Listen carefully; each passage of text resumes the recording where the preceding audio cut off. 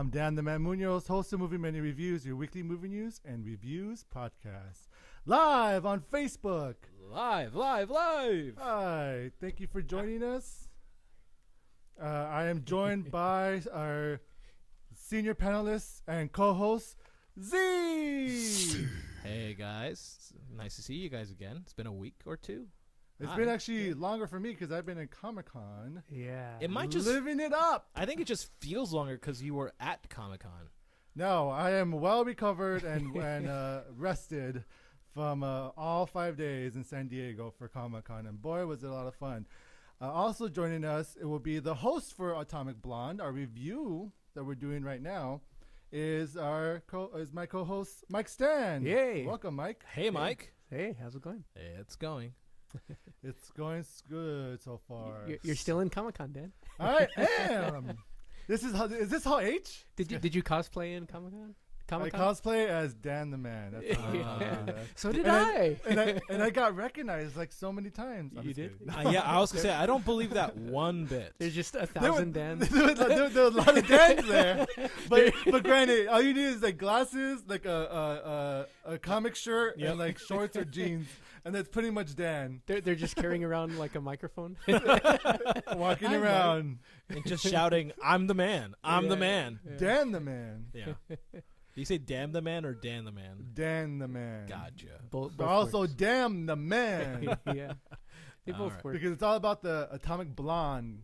Yes. Yes. And I'm Exactly. going to toss the hosting duties over to you, Mike. Oh, all as right. you are the host with the most No. things to lose.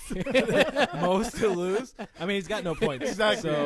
So Well, you gotta say my name 3 times if I'm the host with the most. So let's Be- not. be- Beetle- let's, oh, let's not. no Let's- Beetlejuice. Okay, all right. So the movie we're reviewing today is Atomic Blonde, directed by David Leitch, written by Kurt Johnstad, based on the graphic novel The Coldest City, written by Anthony Johnston.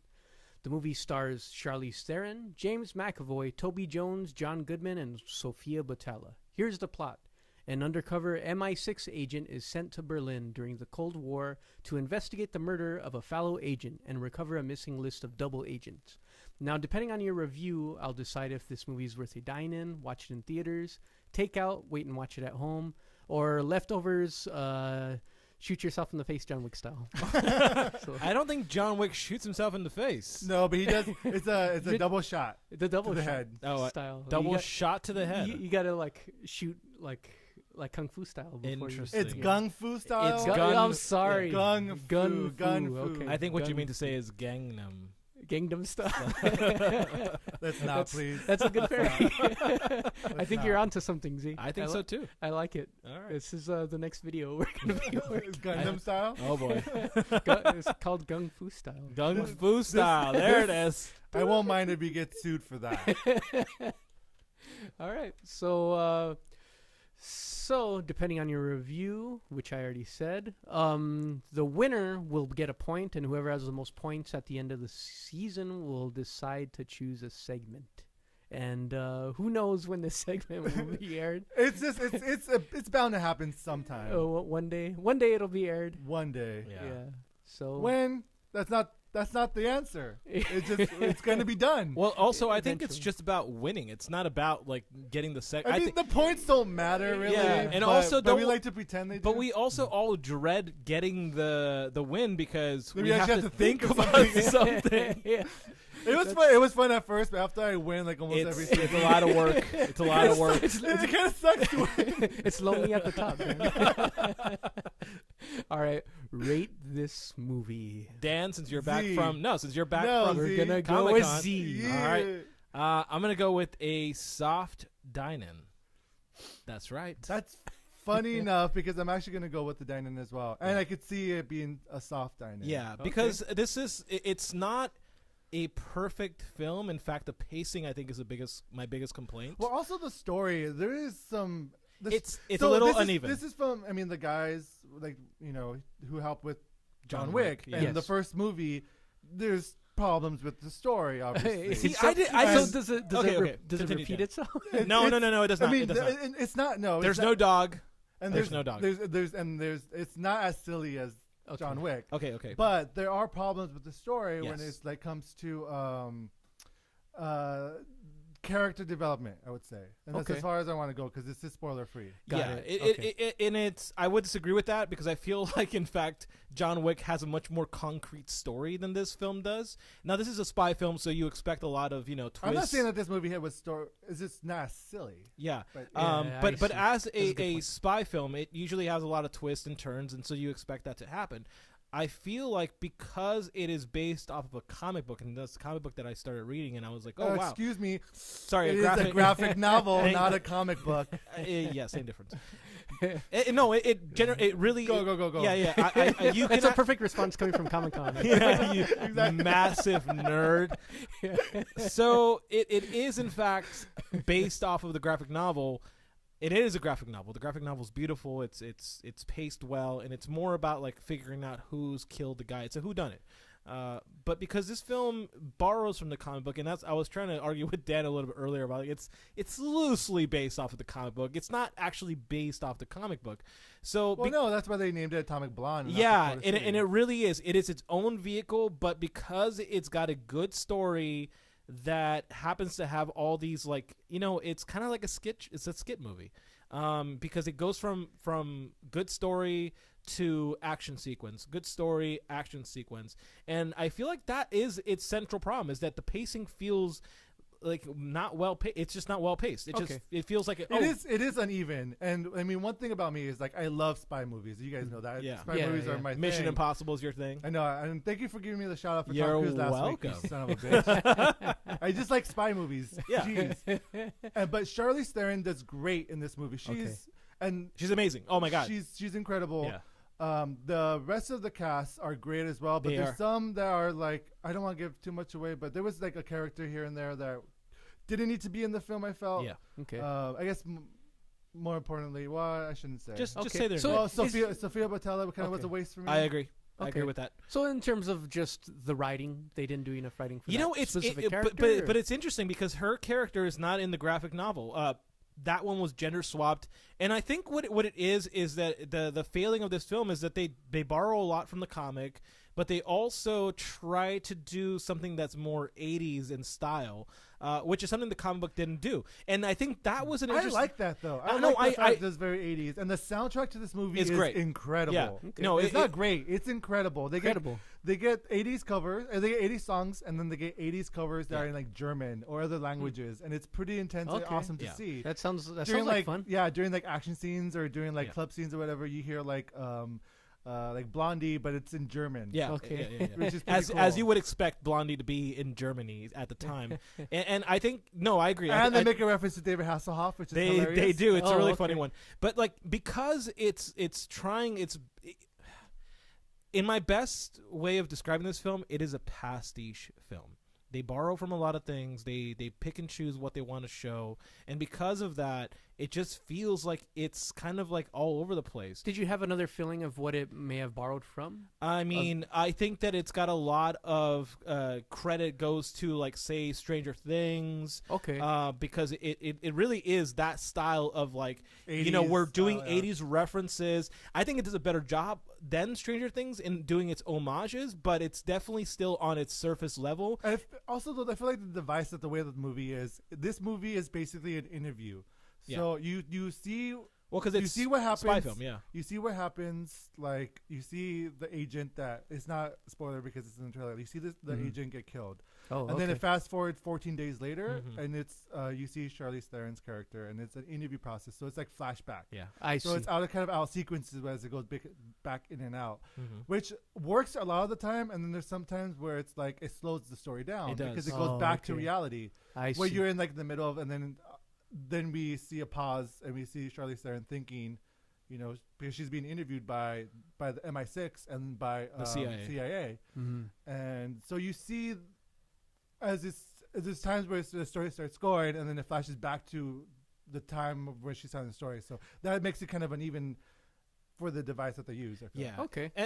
But aside from that, I mean, quite literally, I walked out of this film going, "Wow, that was really badass. It was really fun to watch." It was Yeah. really explosive, and that Charlize Theron was amazing. My favorite thing is the fact that the fight scenes in this are believable. Yeah. They don't Okay. make her seem like granted, and this is not an insult because I loved Wonder Woman, but this may seem like it was a real world fight. Like she struggles, she gets beat up a lot, and yeah. maybe so much so like there's a part that I really enjoyed was like she like her and this one guy are fighting, and like they both fall to the floor, and as she tries to get up and she falls, They're exhausted. like from she fighting. just falls because she's so tired from Yeah. fighting.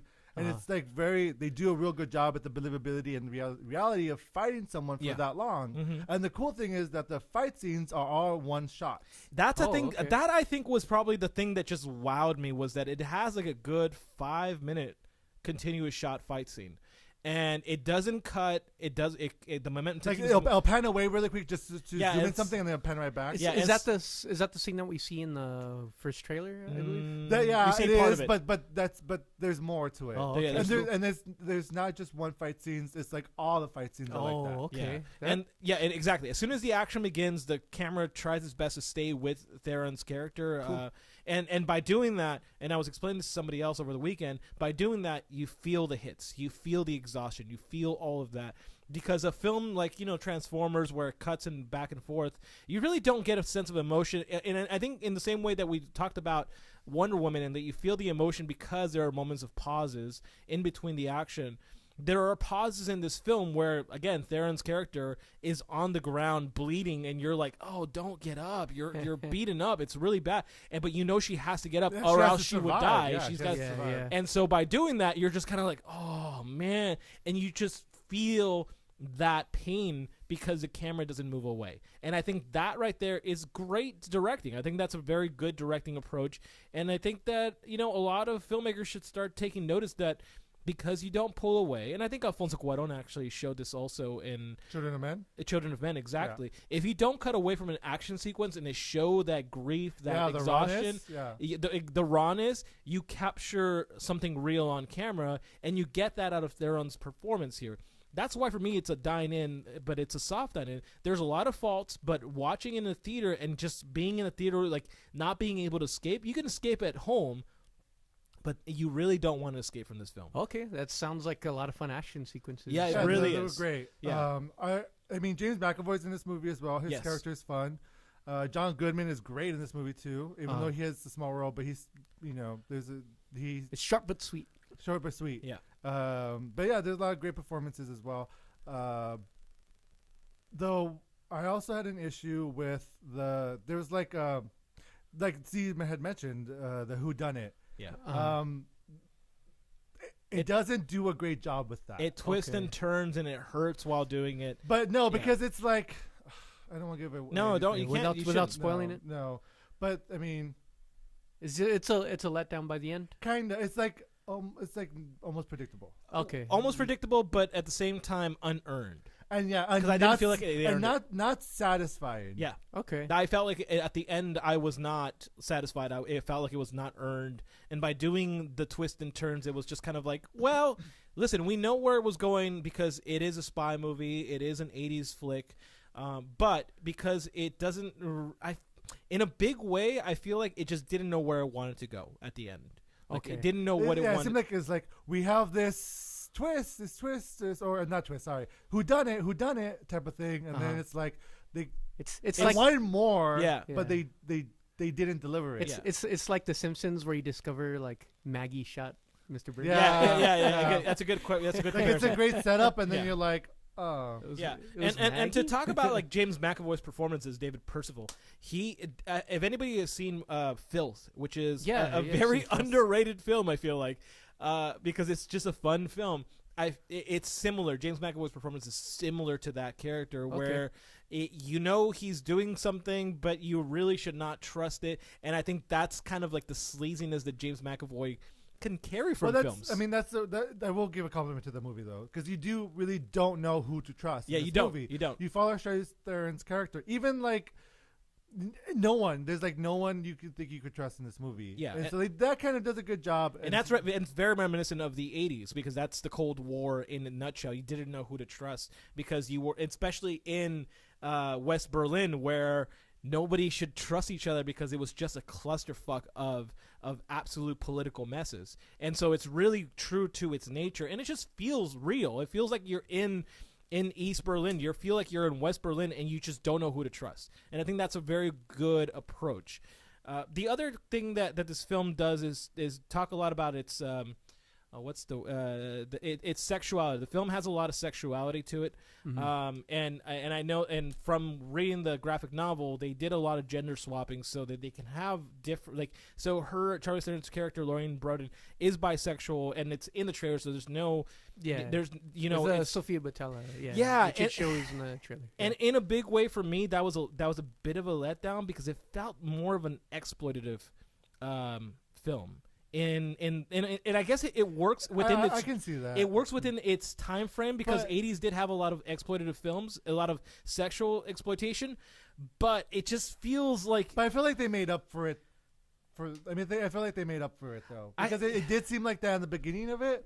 But then when you get more with Charlize Theron's character, you understand a little bit. Okay, you do. But like I said, in initial sense, it just felt like, oh, I haven't seen a sex scene in ages. Cool. We're in a theater full of strangers watching sex again. So I was like, oh, okay, we're back. We're back here. And it's been a while since being through something like that. And I just felt like, this movie's rated R. What's the purpose? Okay. It's funny, it's rated R, but there was kids in my theater. But initially, like, what is the purpose of that sequence? Is it just to show the sex? Is it Lights just going like, I'm going to shoot the scene like an 80s sex scene? And if it is, then it does it the right way. Again, I just felt like I was back in the 80s, but I don't know if it was needed for the film. No, it wasn't. Yeah. Okay. I got you. What other things did you feel were bad about this film, Dan? I wanted to really like Sophia Botella's character. I mean, not that she was bad. She wasn't bad or anything. She did great in the role. It's just that it wasn't as fleshed out as I would have liked. Yeah. I see. So it's just... it's almost like a cameo role, but not really. I got you.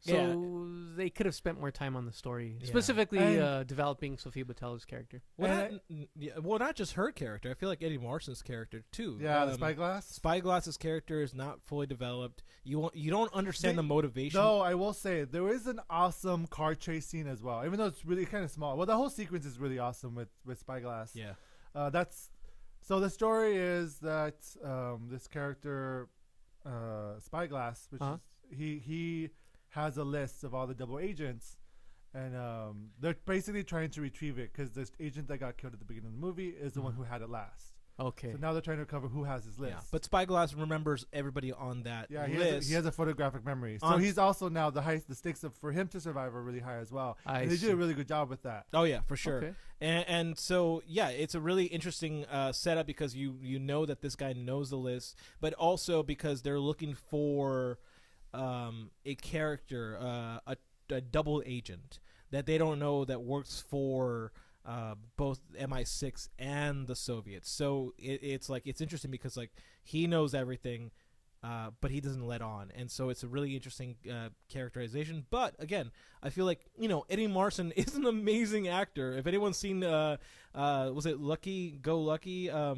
I forgot what movie he was. Look it up, but it's amazing. Like, he's a great actor, and the fact that they just had him as a cameo was just a bit of a letdown. Like he can deliver a whole lot more, and it wasn't really fleshed out, and so you weren't allowed to have that. And so so there was, and the same way that Sophia's character is also kind of just a small little cameo. You really don't get much out of these smaller characters, which is... It's definitely a Charlize Theron film. Got you. She's front and center. I mean, she produced the movie as well. Yeah. Oh, okay. So, respectively, I'm sure that's why. Yeah. But I feel like if you really want to watch one of her films, watch Mad Max. Mad Max was way better in delivering her acting ability. And even at that, like, it just... the character I think she did great in the role. I mean, Mad Max is great. Go watch Mad Max no matter what. Anyways, but I mean, I can't. She did such a great job with her own stunts. She did like 98% of her own stunts. Oh yeah, and she was amazing in it. Yeah, and it looked amazing. But it's almost like Charlize shine so like no one else could, but not so much like it was purposely done, but it's like She was Tom Cruise, is what you're yeah, pretty much. Yeah, Got you. Okay. But- Any final words for the film? The movie is a lot of fun. If you love the 80s, you'll love this movie because it's such an 80s throwback. The soundtrack is great. It's such like it's so fun. Oh, we didn't even talk about like how the way that they do like the like subtitles, not subtitles I would say, but like Berlin, it was like spray graffiti, painted, spray yeah. paint. So it looked really cool. So it looked really 80s. It was neon colors. And it was really cool movie. It's a lot of fun, and I think you will enjoy it in the theater. Okay. For me, it's it's a great visual, stylistic film to watch in theaters. But if you can wait, then wait. It's fine. Go watch Baby Driver. I feel like that has better homages than this one does, and that one feels like it's earned it. Whereas this one kind of does feel like they're again, it's a pastiche film, so it feels like it's blending things together. I say watch it, but at the same time, you don't have to rush to go watch it. You can wait. You can wait on this one. Okay. Yeah. Wait to watch it in theaters. No, wait to watch it in a $2 theater, so you don't have to spend a lot of money for it. Hey, matinee at AMC before noon is only $6.50 or something. That is 50 cents more than it should be. Sponsored by AMC. All right. Well, thank you very much, guys, for reviewing the film. I'm gonna go ahead and go with the dine-in. Yep. So I'll be watching this. We both pretty get soon. points, Dan. Oh, I can't believe that we agreed on this. Yeah, I'm shocked. I'm shocked too. I was really interested in what you were gonna say about this movie. No, I felt like I think it was a straightforward movie. It's got a good review on Rotten Tomatoes, so it's kind of like listen, you feel the blood in this film, and I think that's what really earned my respect. I guess my last sentence is like, this is not the greatest spy movie. Though I love spy movies, this is not a great spy movie. But this is a great action movie. I agree with that. Yes. That's a good statement. You're going to see this for the action, and everything else feels secondary. So don't expect much other than cool action, but it's worth watching in theaters. Yeah, and if anything, read the graphic novel if you want a good spy story. That's actually much better by a comparative. Yeah. So take the graphic novel with you in the theater. No, because and critique it live. Yeah, you end up up people try to watch it. You'd end up chucking it at the screen, going, "This is bullshit." Yeah. Okay. Which is funny because there's a theater scene in the movie. So is there? You could just There basically is. do without That during really the theater scene in the movie. You Yeah. can throw the. that really felt weirdly meta while watching in a theater. Yeah, that's Yeah, true. It was. It just feels weird, It especially felt if it very stays weird. there for a very long time. Yeah, absolutely. All right, Dan, I'm gonna hand the hosting duties back over to you. Yes, I'll give myself double the points. No, I'm just kidding. No, You're gonna take away Z's. Yeah. doesn't work that way. Who cares? Who knows how it works? Is there really a rule on how these point system works? No, there is no rule whatsoever. Okay, so I want to go ahead and say thank you, Mike, for taking over the hosting duties for Atomic Blonde and for giving us the points. Thank you, welcome. Z, for also reviewing Mhm. with me. And thank you, Dan, for reviewing. Yeah, I'm just so used to saying thank you to 3 people. yeah. No guests today. With that said, make sure to stay tuned for our next week's episode. We'll be reviewing The Dark Tower. Ooh, Stephen King's. Better not be a letdown. I like the disappointment in your voice when you said that, Dan. I know. Like Stephen King. Listen. That movie has the potential of being either really good or really, really bad. Just putting it out there. No, I'm pretty sure. It's I gonna be love really the bad. books. I love the books. So this is gonna be a. This is nothing. This is like a I know. meta sequel or something. I know that's or- what they said. It's stupid, but that just. I mean, we will talk about it I next feel week. like it's gonna be like It's gonna be a rant. It's gonna be a the rant. Last Airbender. Yes. like everything's gonna be shoved into like one. Yeah, movie. it's exactly it. Where it's like, oh, we were trying to do like for the fan, like no, it's gonna be like Wolverine Origins, where they're like, oh, Deadpool, we put the little lines on his eyes just like as an homage and a thank you for fans. It's like bullshit. You just didn't want to do the story because it was way better, and you're gonna ruin it. And I'm angry even before watching it. Stay tuned for that. Stay tuned for that review Oh, kind of excited. next week. Oh, so scared. All right, thank you guys. Thank Until you. next time. Goodbye. Goodbye. All right, see you guys there. Thanks for joining us, Thank you. Thank you. Facebook live stream viewers. Mm. Oh, shout out, Dan.